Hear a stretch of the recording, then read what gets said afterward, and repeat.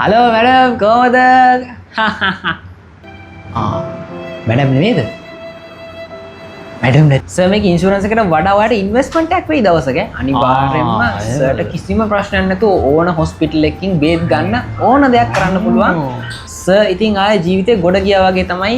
සර්ට බය නැතුව ලෙඩක් දුකක් කරදරයක් හැදුනොත් එහෙම අපි ඉන්නවත් අම්මා තාත්තා වගේ බලා ගන්න සර් හොඳේ. මැඩම් ඉඳලා ඔන්න හරිම තැන තමයි තෝරගෙන තියෙන්නේ. මැඩම් හිතාගන්න මැඩම්ගේ අම්මා වලෙන් නැගිටලා මැඩම බලා ගන්න ආවා වගේ කියලා. අදින් පස්සේ පැය 24ම අපි ඔයා ගාව ඉන්නා වගේ ඔයාට දැනේ ඔන්න බලන්න. ඔයා කිසිම බයක් නැතුව ලංකාවේ නෙමෙයි ඔයා සිංගප්පූරුවේ ගිහිල්ලා බෙහෙත් ගත්තත් අපි ඔයාට මේ ටික දෙනවා. ඉතින් ආයෙම තමයි. දන්නවනේ ඉතින් අපේ කම්පැනි ලයිෆ් ඉන්ෂුරන්ස් එකක් කියන්නේ ඉතින් ආයේ ජීවිතේම ගොඩම තමයි මැඩම්. හෙලෝ. ඔව් සර්. එපා. ඕකට නම් යන්න එපා. අම්බෝස ඔය හොස්පිටල් එකට නම් අපි ක්ලේම් කරන්න නෑ. ඕකට ක්ලේම් කරන්න. සර්ට අපි අර රෙජිස්ටර් වෙච්ච දවසේ ડોකියුමන්ට් එකක් ඒවල් දෙනවනේ. අන්න ඒක බලන්න. ඒක බලලා ඒකේ තියෙන හොස්පිටල් වලට විතරක් යන්න. හරිනේ? හරි. ඕකේ.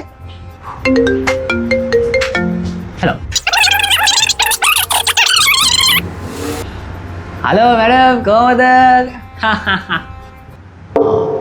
මැඩම් නෙමෙයිද? මැඩම් නැති වුණාද? අයියෝ අපේ මැඩම් එහෙමද? heart attack එක. නෑ ඔව් heart attack එකට ක්ලේම් කරන්නේ නෑ නේ සර්.